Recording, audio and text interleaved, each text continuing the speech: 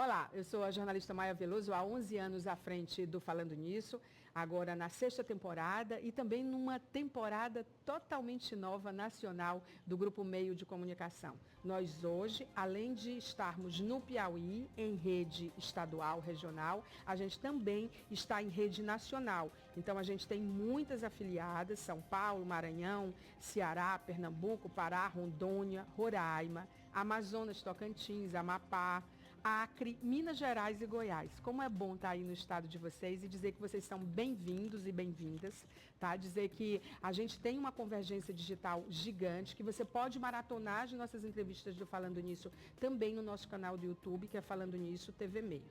E agora vamos ao nosso convidado de hoje. Eu vou apresentar rapidamente porque já quero que a vinheta rode para a gente começar essa entrevista.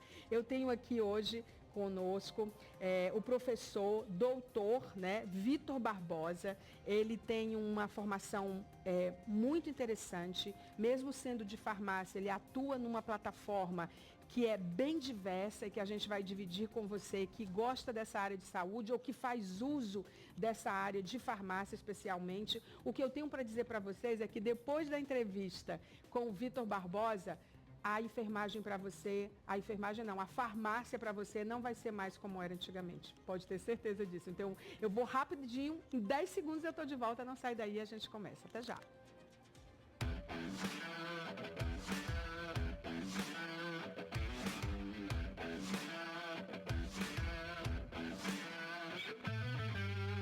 Treze vírus adormecidos no hemisfério norte foram descongelados por pesquisadores da França, Rússia e Alemanha. Mais de 1,2 milhão de pessoas morreram em todo o mundo em 2019 por infecções causadas por bactérias resistentes a antibióticos, de acordo com o maior estudo sobre o assunto realizado até hoje. O surgimento e a disseminação de novos vírus com potenciais pandêmicos. Você já pensou sobre isso? Nós temos muito o que falar com o pesquisador, especialista em microbiologia, farmacêutico, Vitor Barbosa. O professor Vitor, que está aqui com a gente, é formado em farmácia, especialista em microbiologia, mestre em zootecnia tropical pela Universidade Federal do Piauí, doutor em biologia computacional e sistemas pela Fiocruz do Rio de Janeiro e graduando em medicina pela Faculdade 7. Ele é um professor universitário de pós-graduação também, bioinformata, pesquisador na área de genômica computacional, mestre cervejeiro e cofundador de uma cerveja chamada Piranhão. Gente, eu estou falando isso com essa alegria, esse entusiasmo, porque, como eu falava ainda há pouco, depois da entrevista com o Vitor, com certeza, farmácia para você não vai ser mais como era antigamente ou como a gente pensava.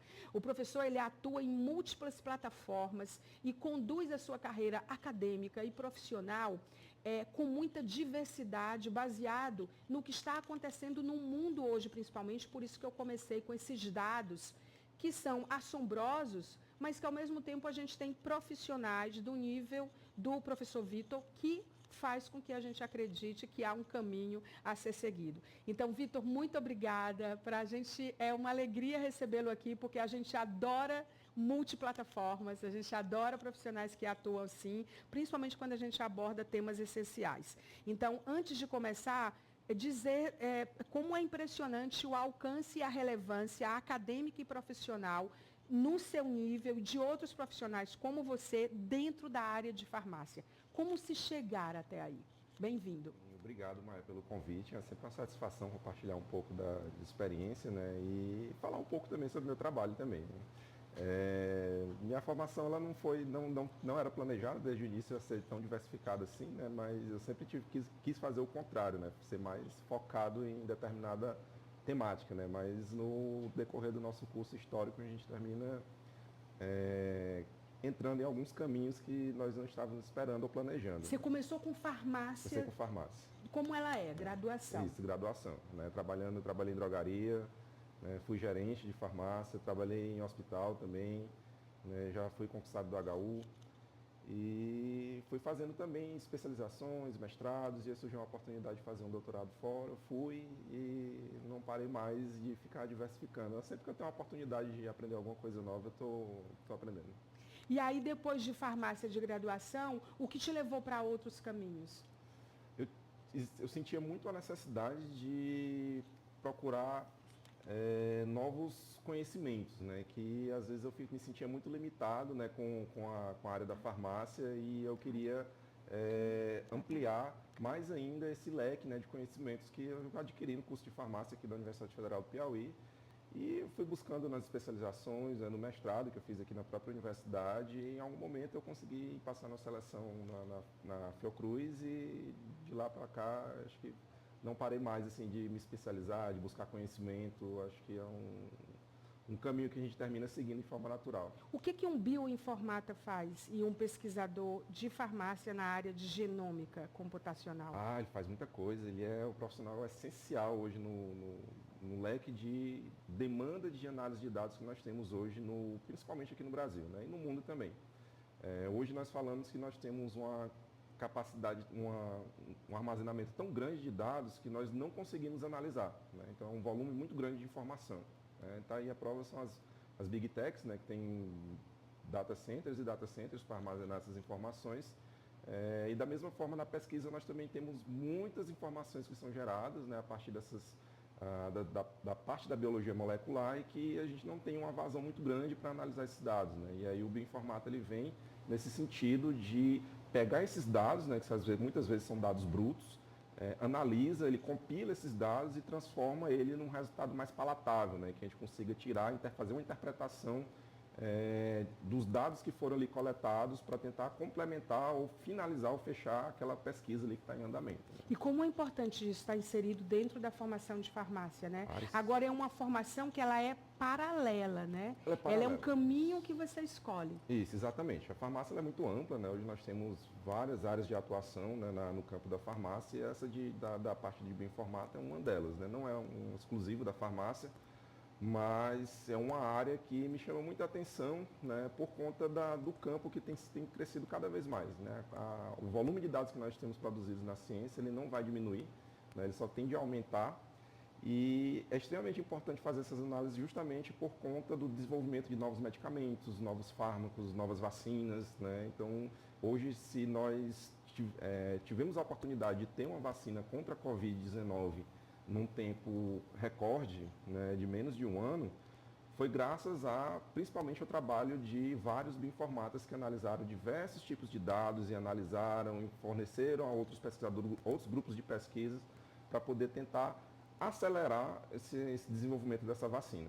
O que você falou agora da questão da pandemia, da Covid, e aí eu queria saber de forma atualizada, o que está acontecendo com a evolução das doenças no mundo? Vocês podem cortar para cá, tá, pessoal? Com a evolução das doenças no mundo, obrigada. E como é que a gente está se preparando para um futuro próximo em relação a isso? Porque a gente vê muita coisa acontecendo. A Covid, na verdade, ela foi um grande observatório, um grande laboratório para nos ensinar o que fazer e o que não fazer. Então, dentro da sua área, com as especialidades que a gente mencionou que você tem, o que está por vir, em que página nós estamos, professor? Nós temos um cenário talvez um pouco mais complicado quando a gente fala de cenário de pandemias. Né? Os intervalos entre as pandemias eles estão diminuindo cada vez mais. Né? Se nós pegarmos o maior exemplo e mais recente, assim, nós temos a gripe espanhola, né, que na verdade nem surgiu na Espanha, surgiu nos Estados Unidos. Mas de 1918 para cá, né, nós passamos por processos muito similares. Né, e às vezes nós ficamos com aquela sensação que nós não aprendemos a lição. Né. Verdade. Tanto é que em 2002 nós passamos por quase uma pandemia por SARS-CoV-1. Né, essa última pandemia que nós tivemos foi de SARS-CoV-2. Em 2009 nós tivemos a pandemia por H1N1, tá? E agora mais recente nós tivemos a do SARS-CoV-2, que é a da Covid-19. Tá? Então nós aprendemos muito a trabalhar com essa doença, aprendemos a montar hospitais de maneira muito rápida, mas da mesma forma que nós aprendemos a montar, nós também aprendemos a desmontar. Né? Isso me preocupa muito com o futuro da saúde pública, principalmente no Brasil. Né? A gente sabe que quanto mais bem estruturado está um determinado estado, né, seja ele federal, ou estadual, ou até município, durante uma crise sanitária, mais rápido ele consegue se reestruturar. E nesse sentido, nós temos alguns pontos em que ficaram a desejar, né, no controle da pandemia, outros que funcionaram, mas que com o tempo, ao meu ver, parece que eles terminam se perdendo, né? Atirar pela tecnologia que foi do desenvolvimento da vacina, que foi algo extremamente valoroso para a comunidade científica e vai dar origem a outros tipos de vacinas, e eu acredito que no futuro próximo nós teremos a capacidade, quando surgir um novo vírus com potencial pandêmico, disseminado, na verdade, nós teremos a capacidade de desenvolver uma vacina talvez até mais rápido do que nós desenvolvemos para a Covid-19. Tem os grandes laboratórios, eu inclusive já entrevistei, não aqui no Falando Nisso, mas o Pablo Damasceno, que ele é um dos líderes, é piauiense, ex-aluno do Dom Barreto, e ele hoje é um dos líderes da pesquisa na Janssen, laboratório da Johnson, que estão pesquisando imunizantes personalizados e imunizantes em escala global, porque está escrito mais do que nas estrelas. Antes estava só nas estrelas, né? Comumente falando, como a gente fala. Mas agora a gente já sabe que vão acontecer outras pandemias. O degelo de muitos vírus, né? Sim, que você também fala sobre isso, né? Sim. Na verdade, o degelo eu vejo mais como uma curiosidade do que como uma preocupação, né? Eu me preocupo mais com o que já está circulando. Sim, né? O degelo ele antecede isso, né? Mas o fato de estar descongelando quer dizer muito, hein? Quer. Inclusive tem riscos, né, de aparecerem, por exemplo, são pessoas que foram a óbito por conta por exemplo, de varíola, né, de poliomielite, e o vírus ele termina ficando conservado lá na região que é chamada de permafrost, né? A gente também tem muitas doenças negligenciadas, né? Tem também, né? As arboviroses, boa parte. É um exemplo, né? Inclusive nós tivemos agora o caso da febre do Oropost, né? Que foram confirmados 2 óbitos na Bahia, né? Aqui no estado do Piauí também nós temos alguns casos em estudo, né? Para verificar se de fato foi a febre do Oropost. São vírus que a gente precisa ficar constantemente vigilante, né? Da mesma forma como dos vírus que estão sendo descongelados lá na Antártida e nos polos de forma geral. Nós temos a preocupação com genes que nós nunca entramos, que codificam proteínas que nós nunca entramos em contato, né, que pode surgir alguma patologia ou reativar alguma patologia que foi devastadora no passado, mas no geral o que nós temos encontrado é que são vírus que não afetam tanto assim a saúde dos seres humanos, né? Mas não é uma certeza, a qualquer momento pode ser que seja descongelado algum vírus, que nós não tenhamos um sistema imune preparado para entrar em contato com esse vírus, mas é sempre uma incerteza na ciência. As vacinas, né? Antes de você falar das vacinas para um futuro próximo, porque assim, eu estou falando muito mais do que uma pessoa formada em farmácia, né? Então a gente tem que aproveitar. Tem uma vacina que a gente já anotou aqui, que é a vacina contra o vírus da dengue, que é a Qdenga.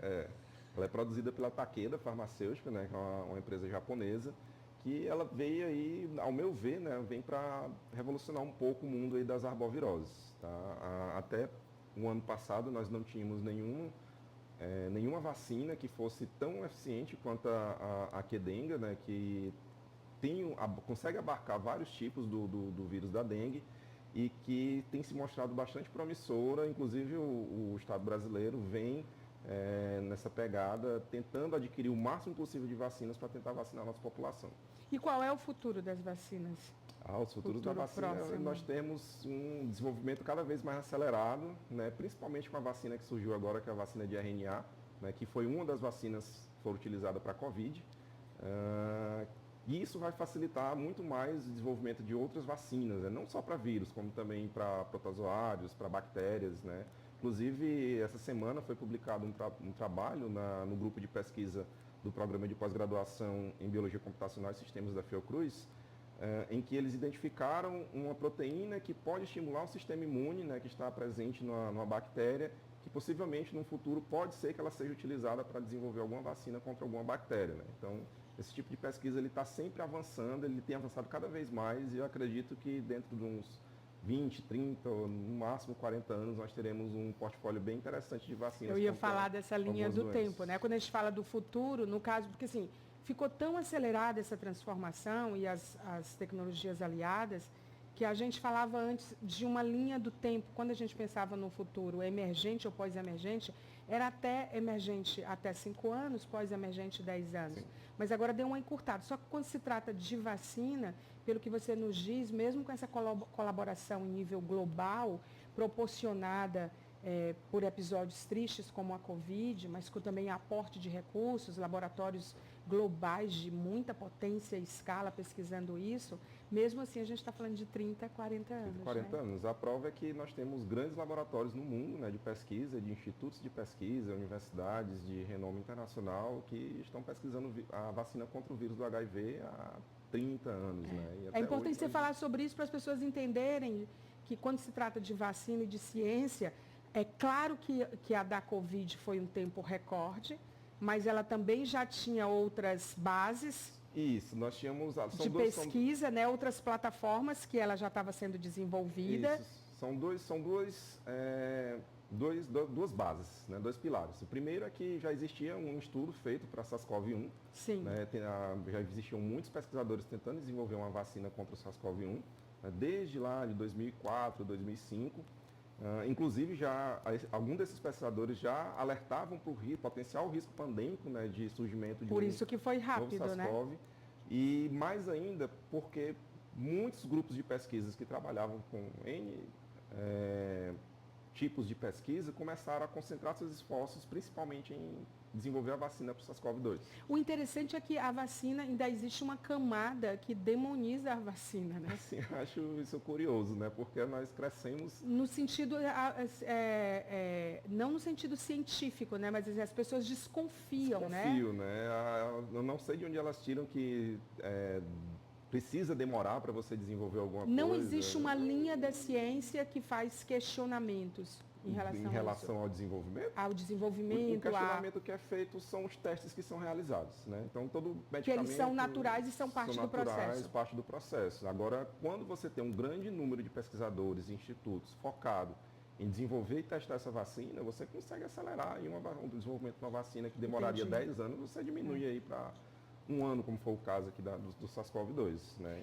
Professor, o que são bactérias multiresistentes? Assim? Por que elas são chamadas dessa forma? As pessoas falam muito que elas são parte de uma pandemia silenciosa. Exatamente. Né? Isso é uma pandemia que já vem se arrastando há muitos anos. Né? O próprio descobridor da penicilina, o Alexander Fleming, ganhou o Prêmio Nobel de Medicina e Fisiologia, acho que se não me falha a memória, em 1945, ou foi 46, ele já alertava para o surgimento de uma resistência das bactérias, né, à penicilina que ele havia desenvolvido, ou descoberto. Tá?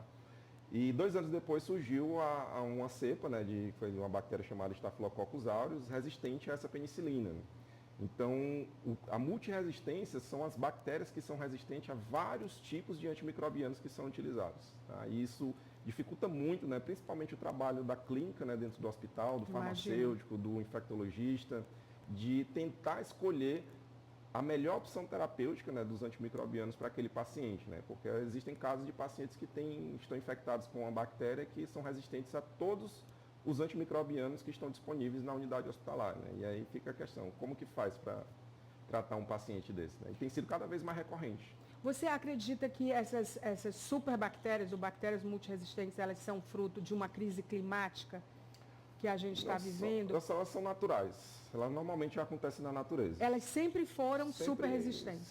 Na verdade, sempre existem os mecanismos, né, de resistência a esses antimicrobianos, mas existem os impactos ambientais, eles afetam Porque deve ter as causas do sim, surgimento, sim. Né? Tem os aceleradores, né, que eu vou te falar. Tem o uso indiscriminado de antimicrobianos pela comunidade, uso indiscriminado de antimicrobianos pelos hospitais, pela indústria da agropecuária, né? Como também os desequilíbrios ambientais. Né? Por exemplo, a gente pode citar, na época que teve o desastre de Brumadinho, suspeitou-se que no estado do Rio de Janeiro estavam aparecendo alguns casos de febre amarela. Né? Eu não acompanhei mais como foi que se deu o desfecho, né, desse impacto ambiental, mas a suspeita, a hipótese na época que eu havia acompanhado de alguns pesquisadores é que os casos de febre amarela eles possivelmente estariam ressurgindo na região do Rio de Janeiro por conta de um desequilíbrio ambiental que aconteceu por conta do derramamento daquela lama da barragem. Então, são múltiplas causas, São múltiplas né, causas, na verdade. isso. Mas como é que a comunidade científica hoje, ela monitora o surgimento desses novos vírus? Dos vírus? Sim. Dos vírus nós temos as vigilâncias epidemiológicas, né, que precisam estar sempre atentas, né, tem que ter uma vigilância epidemiológica. Porque tem uns aí com potencial pandêmico. Tem bastantes.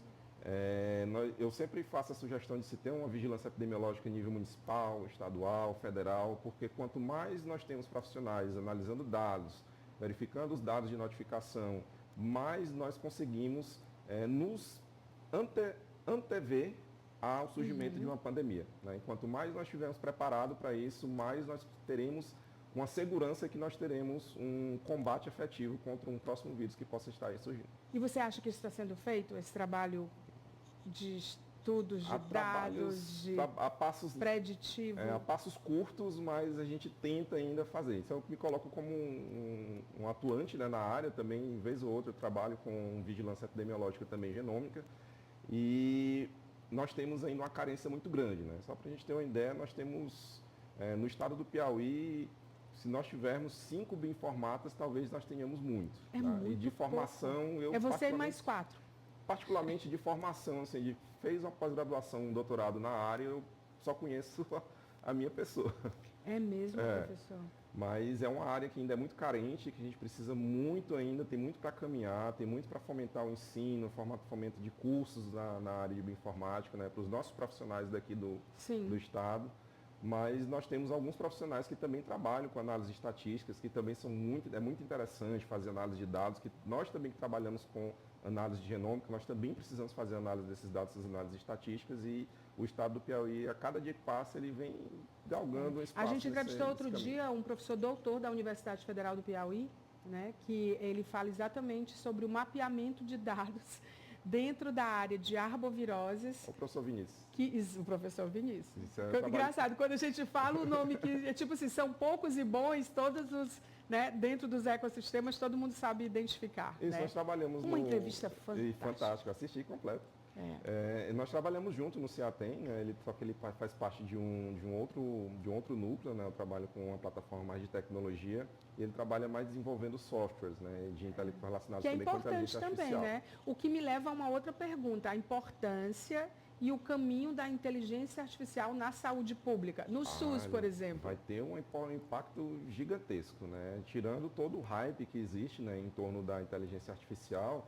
Hypada mesmo. São algoritmos que nós já estamos trabalhando há alguns anos, né? Na minha tese eu tentei utilizar um algoritmo que utilizava redes neurais para fazer umas identificações, mas no sentido de aplicar essas ferramentas voltado para a saúde pública, nós temos um ganho imenso, né? Principalmente quando nós observamos, por exemplo, os dados do Sistema de Notificações Nacionais de Agravos Compulsórios, né? Que algumas dessas notificações estão com 2 anos de atraso. Tá? Então, se nós tivéssemos algumas ferramentas de inteligência artificial que pudesse já dar dados prévios para que nós pudéssemos começar a trabalhar em cima dessas informações, eu acho que a gente consegue avançar muito, né? É impossível a gente tratar de uma epidemiologia futura, né, que vai acontecer daqui a 2, 3 semanas, um mês, e nós estamos trabalhando com dados de 2 anos atrás. Que é outra coisa que me preocupa, por exemplo, não só isso, esse vale que nos separa, né, em relação a esses dados, mas principalmente porque eu penso que as academias, os cursos técnicos na área de saúde, tudo na área de saúde, eles ainda talvez não estejam abordando academicamente.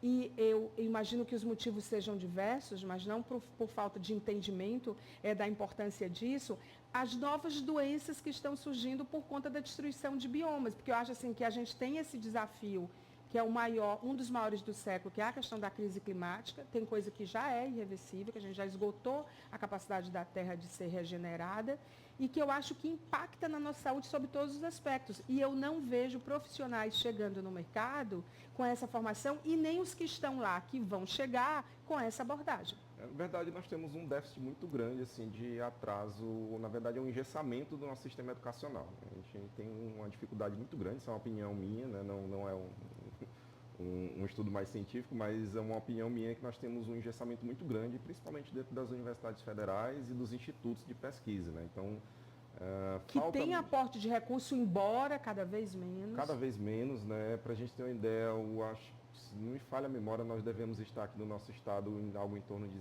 0,05% do PIB, né? O estado brasileiro está em algo em torno de 0,1%. E se nós compararmos, por exemplo, com São Paulo, né? São Paulo investe 1% do PIB, né? Um PIB de 3 trilhões de reais, né? Então, é muito dinheiro, tá? Então, a gente precisa ter... Aqui é muito pouco. a gente precisa ter mais iniciativas. Lá eu acho que também é pouco. Lá é pouco porque... Porque quando a gente compara com quem tem, com quem não tem quase de jeito nenhum, a gente acha muito. Acha muito, né? Mas lá tem uma concentração de doutores muito alta, né? Mas mesmo assim, ainda termina sendo um volume muito grande, né? Visto que o PIB do estado de São Paulo corresponde a 30% do PIB do país, né? Então, o meu apelo, né, sempre que eu faço, que eu tenho contato com gestores, é de tentar incentivar que se busque, né, de fato, a aplicação de 1% do PIB do estado em pesquisa. Eu acho que só quando virar uma tragédia, mais do que o que a gente já vive, porque eu acho que ela é silenciosa. A destruição de biomas está acontecendo e está fazendo surgir novas doenças. Isso. E não tem outro caminho, né? Já se sabe, já é consenso científico, né, que quanto mais você investe em pesquisa, mais você tem resultados a médio e longo prazo, né? Então, um exemplo bom em relação a isso são os Estados Unidos da década de 80, década de 90, né? A China agora nos últimos 10, 15, 20 anos, né? Eles estão pensando daqui a 20, 30, 40 anos. Tá? Enquanto nós estamos aqui lutando por bolsas de pesquisa, lá eles lutam para montar laboratórios de referência do mundo. E aí está vindo aí a computação quântica. Ela já está aí, né? Eu estou dizendo que está vindo aí para lugares que nem ouviu falar ainda, né? Mas ela já está aí, né? Não é muito minha área, a parte de computação quântica, mas eu sou um curioso também da área. A gente tem um professor da Universidade Federal do Piauí, do campus de Parnaíba, que ele fez uma pesquisa e que ele chamou a atenção do Brasil. Uma pesquisa, um artigo premiado, né? Que ganhou muita relevância, uma publicação não premiada, mas uma publicação muito relevante global. Uhum. E a gente, depois eu recomendo que você assista essa entrevista nossa também. Agora, Vitor, quando a gente viu que ia entrevistar você, a gente fez uma imersão, porque a gente olhou, gente, ele não é um farmacêutico, ele é um cara que olha a formação, e aí eu vou te falar aqui rapidamente, fazer um cheque dessas novas áreas, né, da área de farmácia, e que você muito antes pegou um outro caminho e que é uma inspiração, né, porque, gente, não dá para estudar mais só sobre aquilo, a gente não se forma, as pós-graduações, elas não terminam mais no pós-doc. Elas não terminam nunca mais, na verdade, né? Você é formado em farmácia, especialista em microbiologia, mestre em zootecnia tropical pela Universidade Federal. Eu não vou dizer as universidades, doutor em biologia computacional e sistemas, né? E está fazendo medicina agora, que vai ficar mais incrível ainda, né? Está fazendo medicina na Faculdade 7, né? Uma ótima faculdade, inclusive. Então, assim, você é professor universitário, é professor de pós-graduação, é bioinformata, pesquisador na área genômica computacional, mestre cervejeiro. A cerveja a gente vai deixar para o final. Aí eu peguei e disse assim, rapaz, mas deve ter muita área nova, porque quem forma em farmácia antes só ia trabalhar em farmácia. Ou trabalhava no hospital. Trabalhava em outros lugares, mas clínica. De um modo geral, trabalhava na drogaria, no hospital. Porque eu não estou dizendo que é ruim, não, gente. Eu estou falando de um novo mercado. Não tenho nada contra isso. A gente precisa de farmacêuticos em farmácia. Por favor, continue. Mas tem outras áreas. Farmacogenômica. É o estudo sobre os genes de uma pessoa que afetam sua resposta a medicamentos. Isso, a farmacogenômica ela ainda está meio que engatinhando. Pois eu vou falar de áreas aqui proeminentes, de áreas que estão surgindo dentro do futuro da farmácia. Ela ainda está muito embrionária, ainda fica muito no campo da pesquisa, né? Alguns medicamentos começaram a surgir, alguns imunobiológicos, né? Mas ainda é uma coisa ainda um pouco distante ainda da nossa realidade. Nanotecnologia farmacêutica. Essa já é uma realidade, né? Inclusive de cosméticos, né? Já existem muitas formulações de cosméticos que uma utilizam indústria, um business, né? Em torno disso. Não é minha área, mas tem um professor André da Universidade Federal do Piauí que ele trabalha com essas nanoformulações. Opa, olha a pauta. Tempo, tá? É um professor super interessante. Para entrevistar, sim, ótimo. Sim. Saúde digital e telefarmácia. Saúde digital e telefarmácia é um ponto que eu fico sempre um pouco preocupado, né? Porque existe uma preocupação sempre crescente, né, dos profissionais da área de saúde de fato ter o contato, né, com o paciente. Humanizado, porque já é paciente. curta a consulta. Sim. E se for à distância... Se for à distância, às vezes piora um bocado, às vezes a gente fica... Só se for do erro. ponto de vista do acesso à saúde, que eu acho que a telemedicina, a telefarmácia, tudo isso facilita em lugares que... São ferramentas que facilitam o acesso. Né? Sim.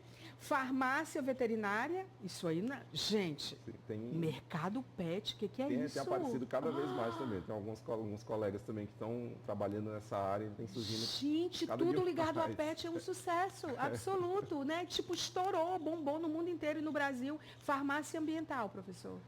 Farmácia ambiental já é um pouco mais restrito, né? Eu particularmente não conheço nenhum farmacêutico que trabalhe na parte de farmácia ambiental. É o impacto ambiental dos medicamentos, né? Está mais relacionado com pesquisadores mesmo que fazem pesquisas pontuais, né? Descarte área, seguro, né? de medicamentos, eu estava vendo aqui, pesquisa sobre contaminantes farmacêuticos em água e solo, isso é super importante. É importante, inclusive nós fazemos esse gerenciamento dentro do ambiente hospitalar. Tá? Que são práticas sustentáveis, né? Isso, e até porque se nós existem algumas pesquisas, né, com alguns centros hospitalares em que se identifica alguns medicamentos, alguns resquícios de medicamentos, né, na água de dejetos, né, do que são oriundos de hospitais, e isso termina impactando diretamente no bioma, né, nos rios. Né, Sim. então...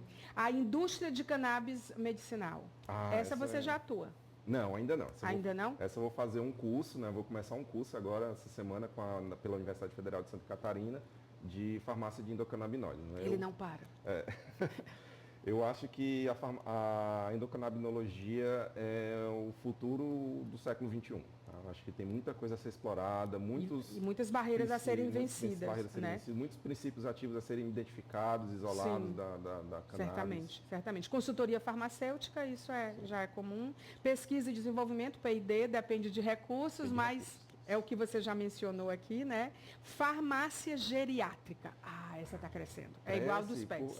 Porque nós não a gente está vivendo mais. Está vivendo mais. Né?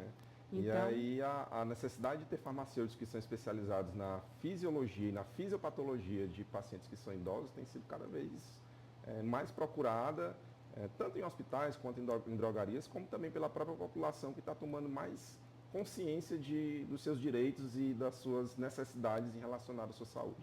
Muito bem. Deixa eu de mencionar alguma coisa que está por aí que eu não mapeei.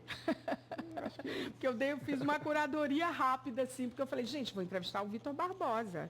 Né? A gente tem que curar conteúdo para entrevistar os convidados do Falando Nisso. Vitor, maravilhoso. E você é cervejeiro? Sou mestre cervejeiro também. Essa Piranhão é conhecida, né? Tá ficando conhecida. A gente está começando agora, né? Eu faço com o meu sócio, né? Que é o Paulo Ricardo, que ele também é farmacêutico também. Olha só. E nós tivemos a ideia de começar a cervejaria, começamos com uma produção bem pequena e a gente está tentando crescer aí na dificuldade do mercado brasileiro, né? Mas tem dificuldade para cerveja no mercado brasileiro? Não, acho que não. Mas ela era para ser desdobro ou quais eram os outros nomes? A desdobro, a Piranhão e a Piloura. Foram fases? Você fez as três? E a outra ganhou ou era só um concurso de nomes? Não, nós começamos com a Piranhão e depois nós fomos discutindo e foi surgindo a opção, desdobro e Piloura. Né? E a gente tenta aproveitar maravilhoso isso, gente, nossas referências regionais. Né? Muito boa. Gente, olha, a gente conversou com o Vitor Barbosa. Ele só começou com farmácia, mas o céu é o limite para ele. E para mim ele é um modelo, não no sentido de modelo, porque acho que modelo é muito, né? Pesa muito sobre os nossos ombros. Mas ele é uma inspiração, é motivador, que tipo, não é mais sobre a nossa profissão como a gente começou. É o que ela está agora e para onde ela está indo em qualquer área. E ele ressignificou a farmácia a ponto de hoje ser responsável, ser especializado em áreas que só tem ele no estado. Né? Pelo menos que a gente tem conhecimento, né? Que é a área de... Bioinformática. Então, assim, professor, muito obrigada pela entrevista. Volte mais vezes.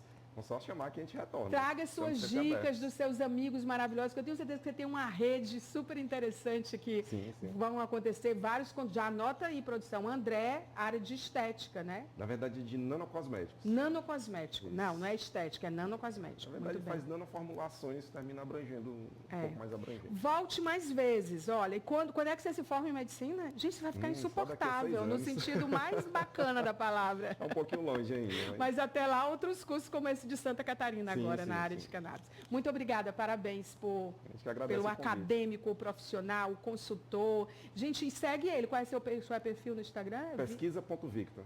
Pesquisa.victor. Que você vive dizendo lá, né, as coisas que você faz e tudo, né? Nós estamos fazendo agora um trabalho de acompanhamento também de mentorias, né, quem estiver interessado, e eu vou postando algumas dicas, né, consultorias vocês fazem também, né? E aí relacionado à pesquisa, né, a gente vai dando algumas dicas de ferramentas que podem ser utilizadas, como que se estrutura um trabalho científico. Gente, ele não dorme não. Não vai dizer que você dorme não.